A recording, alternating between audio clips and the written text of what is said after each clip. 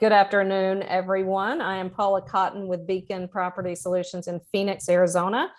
And I have the awesome and amazing Amy Swaney with Citywide Home Loans with me today. And we've been talking for at least a month, Amy, I think, or more about kind of what's happening in the market. And I know as a realtor, you as a lender and our buyers and sellers are just like, what's happened? And it's happened very fast and it's been very extreme. So I'm looking to you to help us understand it more with your knowledge and your experience and what we can do about it to help sellers get their homes sold and buyers to understand the things that the buyer and the seller can do together to make the deal work, to feel better, because prices are going up, interest rates are going up. So it's all yours, Amy. Well, I have been in the industry for over 30 years, and I can tell you that the reason why everyone is so crazed about this market is because nothing like this has ever happened, at least in the 30 years that I've been doing this. And the real reason for it is because it's been a perfect storm. So we've had a worldwide pandemic in the middle of this. It has created a market or maybe enhanced a market that we were already getting into, that just compounded some of the issues that we had going on already. And so if you kind of take a step back and look at the factors that we have right now, or the factors that are going on around us, it kind of makes sense as to what we're experiencing right now. So you've got to realize that, number one, we are not in a bubble. Okay, that's the thing we've been talking about forever and ever and ever. We are not in a bubble. This is not a housing crisis. We've both been involved in a housing crisis. We know what one feels like and we know what one looks like. But this is very different than what we experienced in 2007, 2008, and 2009. And so one thing that people need to realize is that the main difference is that we have so many additional factors that are going into the lack of inventory that we've had in housing for so long.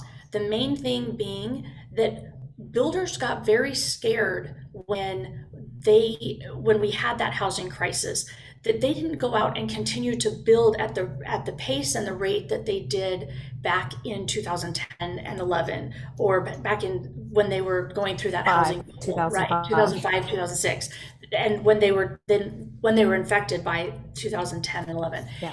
And so they were very scared by that time frame. And so they did not build at that same rate that we had expected. Well, on top of that, we also have one of the largest generations ever to come up on a home buying time frame. And when we were dealing with the baby boomers, we expected them to have a certain percentage of home ownership at a certain age. Well, you have the millennial generation that did not buy at the age that we expected. They pushed it back about 5 years. Well, now that millennial generation actually has been behaving very differently than we've ever seen before. And they've waited to get married, they've waited to have kids, and they've waited to buy homes. Well, now that waiting is pretty much over and they are ready. They've got good jobs, they've got good income, and they've got money. And so now they're ready to start what we expected them to do 5 years ago. So we have a lack of inventory, or a smaller amount of inventory because builders weren't building, and we have a large population that we would have expected to buy several years ago, but now decided to buy all at once, right? So we have this perfect storm altogether. Then you throw into the fact that we had a pandemic that created the need for the government to step in and actually reduce interest rates even further than what they already were, and which allowed people to go out and buy more for those people that could afford it at the time, which reduced the inventory even more. So you And a have migration of people moving all over to different places. Yeah. That's right, because we had the ability to have remote access to our jobs, which we've never had before. Yeah. So throw all of these things in the mix. It's a perfect storm for this craziness that we're experiencing right now. So all of a sudden, all of these things start creating this thing called inflation, which if you think about inflation, what is it? It's the increase of cost for goods that are scarce, right? The cost of something goes up when you can't buy enough of it, right? Mm. So, well, if house prices, if we don't have enough inventory, the price of that is going to continue to go up. Well, the only way to hedge off inflation is to make the ability to purchase that a little harder. And so what is that? What do we do to do that? We increase the cost of borrowing. Well, you do that by increasing interest rates. You do that by increasing the cost of all of those things that go into the purchasing of homes.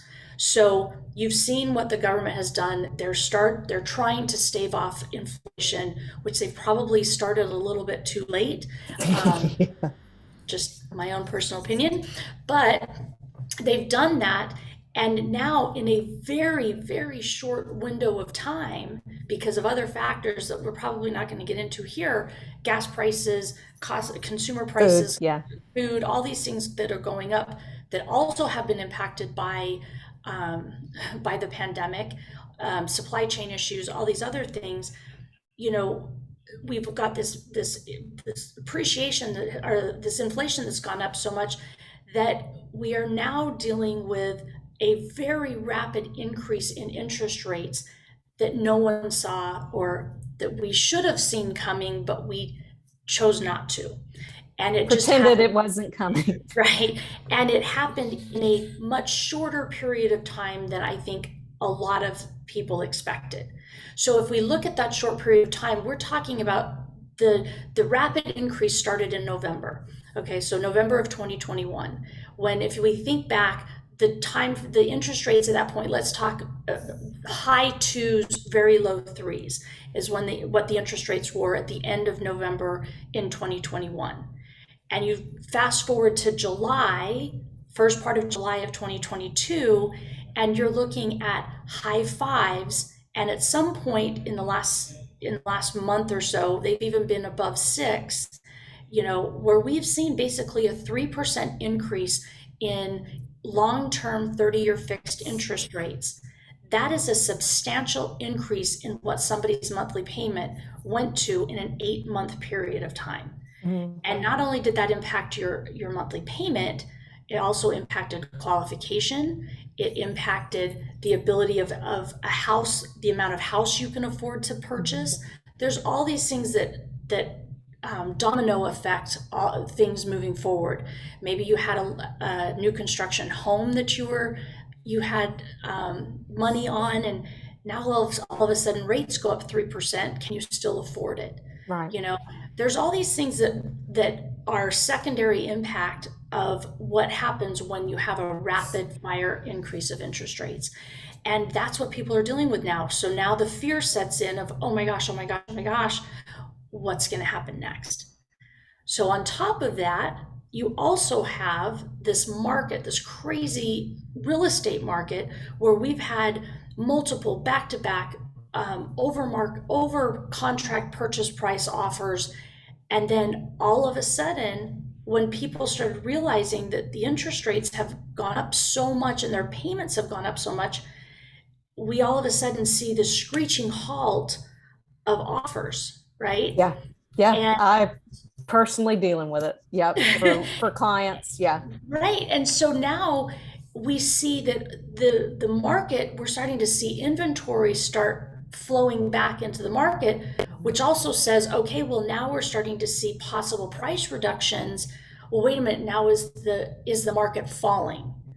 Well, didn't we start at the beginning of this conversation by saying the whole thing with inflation is if you don't have enough product and the prices go up, that's what inflation is, right? The whole reason why we're doing these things is to create less inflation, which means we need more product, right? Yeah.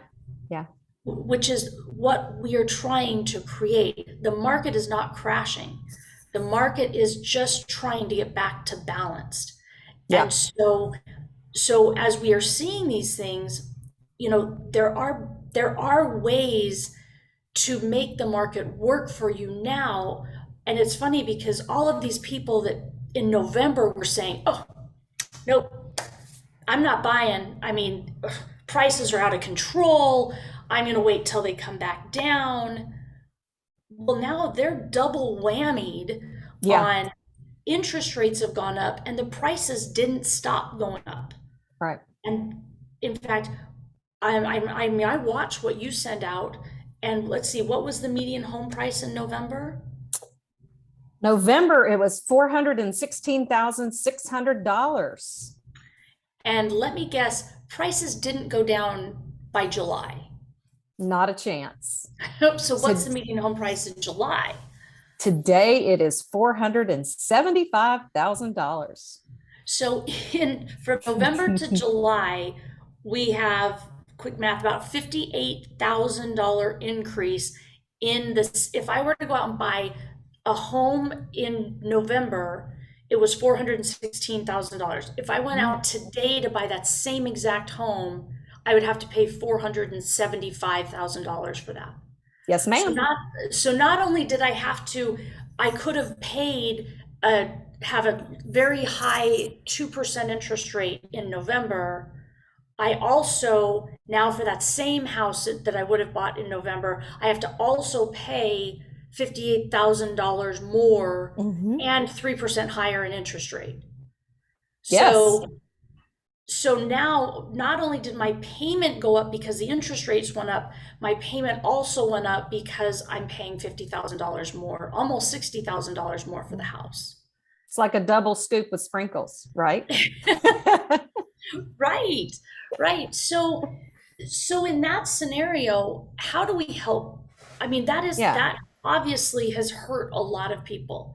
So are there ways for us I guess the question here is, are there ways for us to help people? And that's what we want to really talk about. So I'm going to share my screen and we're going to look at some scenarios, because a lot of people right now, as we've discussed, they're out there and they're talking about the house prices are coming down, right?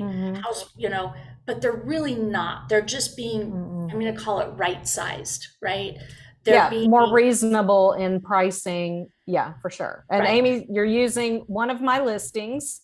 Right. I have 3 right now that we would love to get buyers in. And so Amy's using one of my listings in Peoria as an example, and go, Amy. So let's say that you do find a property that is listed and it's been on the market for a week or two, and there is some negotiation room with the seller, and you find that out. A lot of people think, okay, well, here's my opportunity. We can, let's get the seller to do some work on price reductions. The problem is that what most people don't realize is price reductions, first of all, do nothing for the market.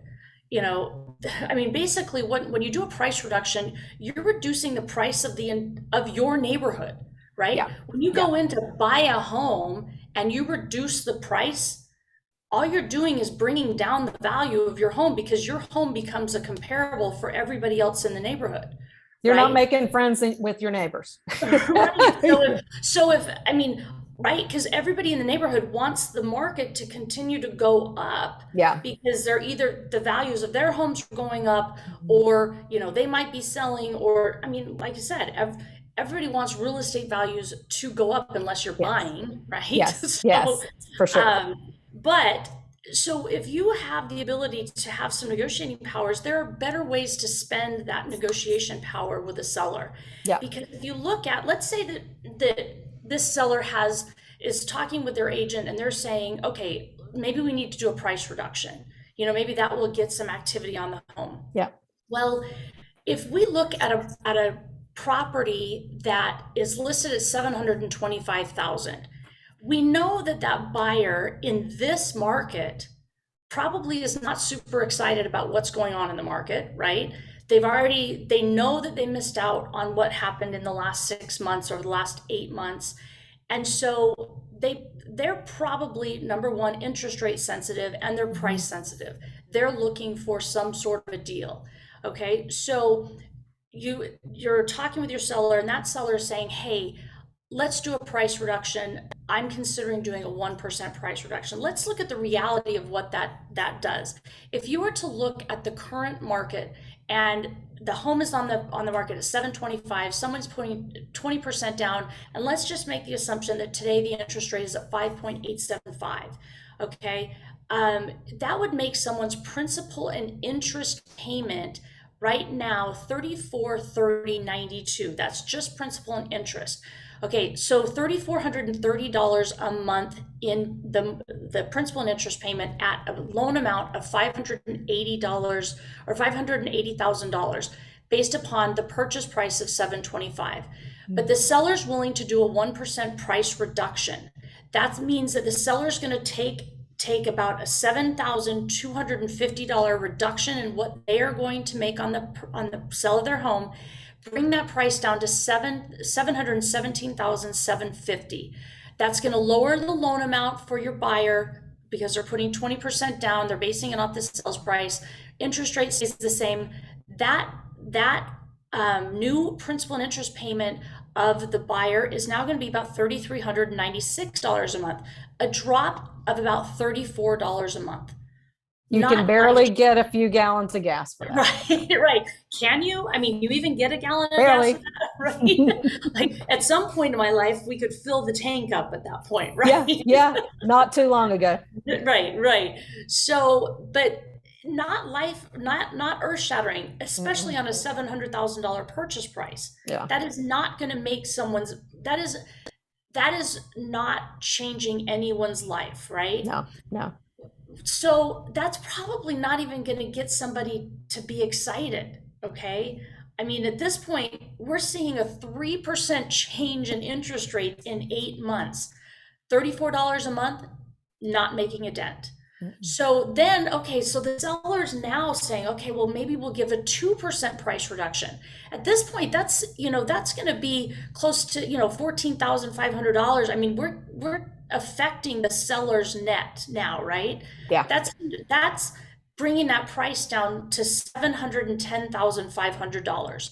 Brings the buyer's loan amount down a little bit more. Interest rate still the same. That payment drops $3,362. Almost $70 a month in savings. Okay, almost, I mean, a little more than $75 a month. It's barely a bag of groceries. Okay, yeah, maybe lunch, right? So, Yeah. right? So still not a game changer for somebody in this price point. Yeah. Now, let's talk about what we could actually do to really make an impact on somebody. With that same amount of 2%, let's go back to the seller and we say, look, let's not take that price reduction, but I still want you to contribute 2%. I want you to give me a 2% sales concession. We're going to leave the price the same. We're going to have my loan amount's going to stay the same, but I'm going to use that 2% and I'm going to buy my interest rate down using your concession, seller, and I'm going to be able to buy that interest rate down to 5.125%, which is 5 and an 8. That is almost a 3/4% reduction in interest rate. Okay, that's about, you're going to see somewhere between 3/4 to 1% reduction with a 2-point concession. Okay, so if you're going to be able to buy that down to 5.125% in rate, that is going to bring that person's payment down to $3,158 a month. That's a $272 a month change in their payment, almost $300 a month. Versus that same 2% to this price reduction gets you less than $70 a month in payment. And I'm looking at your cash to close. That compare it to the left-hand column, it's about the same. It's a little bit less with the buy down. Because of the interest cost. Yeah. And so because it's the per diem interest, that's the reasons why it's less. Okay. because it does not change what the buyer has to come in with because it's a seller cost. The seller is going to pay that buy down cost. Okay. And so the difference is the one thing that's the difference is the seller actually only has to pay 2% of the loan amount. They don't even have to pay 2% of the sales price. So it's actually even less than 2% to the seller, but the buyer still gets over $200 more than they would with a full 2% price reduction. So in essence, everybody wins. So then quick question on how we draft language. Is a seller then offering 2% of the purchase price, or it's 2% of the loan amount? So you would want to, you can do it either way, but the lender will always do it off of the loan amount. So if you want it off of the purchase price, you're going to want to do it off of, you're going to want to identify that in the contract. What are you basing those numbers off of? Okay. Because it's as clear as possible. Because a 2% buy down on the or a 2% seller concession on the purchase price would give the buyer even more buy down buying power, correct? Correct. Okay. Correct. Okay. Right. So, and there are going to be restrictions on the, there are going to be restrictions in terms of what you can use the seller concession for. They are going to be able to say, okay, can I use them to buy down or to pay towards principal? No. It has to be used for closing costs, and it cannot be used for it, the buyer cannot get any money back. So, and then they're going to be limited by the loans requirements in terms of how much you can get from the seller. Typically, it's if you're putting a lower amount down, it's going to be 3%. If you're putting a larger amount down, it's going to be 6 or 9%, just based upon whatever the loan program allows. Okay. And are you closing deals like this right now? Absolutely. Because the other thing that this does is that it also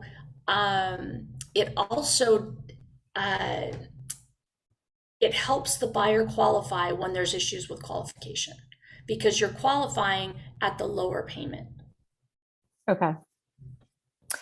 And how can we start these conversations between buyer's agents and listing agents to move this forward? Because I think that as a listing agent right now, the properties that I have, we're trying to get people through the door.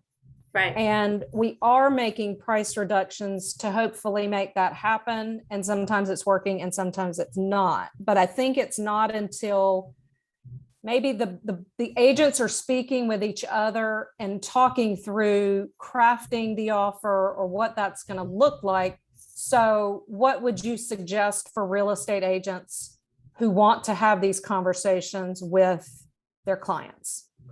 I think that it all comes in with the language. And I think that the conversations are important. I think that you need to discuss, say, with a full price offer, the seller is willing to, offer some concessions to the buyer's closing costs, and start those conversations in that manner. Okay. Because that's really what you're doing. The seller is offering concessions. Okay. But it like you said, it needs to be with a full price offer. Right. Because you're still listing the home. You're trying to preserve the appreciation, the value of homes in the neighborhood, and that's how you're doing it. Okay. And just disclosing it on the real estate purchase contract. Okay. And so I think it's important for buyers to work with a lender who understands how this all works, like you. Absolutely. Because there are different types of buy downs. There's a lot of different types of buy downs being discussed. There are seller paid buy downs, there are buyer paid buy downs, there are lender paid buy downs, there are temporary buy downs, and there are permanent buy downs. So you need to make sure that you're working with someone that knows the differences between them, knows how to utilize them, because, for example, temporary buy downs do not allow you to qualify at the bought down rate. Permanent buy downs are the only ones that allow that. You need to know how to facilitate those transactions and make them work in the way and the manner that they are intended, and to make sure you're maximizing the use of those buy down funds to make sure that the buyer is getting and seller are getting what they expect to get out of that transaction. Okay. So real estate agents that want to work with someone like you who understands this, how do they get in contact with you? They can absolutely email me or they can call me. My phone number is 480-529-3008, or they can email me at Amy, AMY, at amyswaney.com. So AMY at amyswaney, SWANEY.com.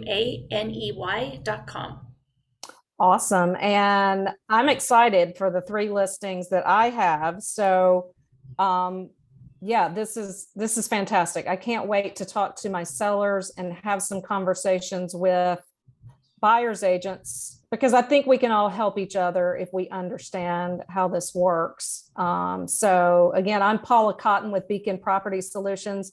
My telephone number is 602-317-5649. And my email address is paulabcotton@gmail.com.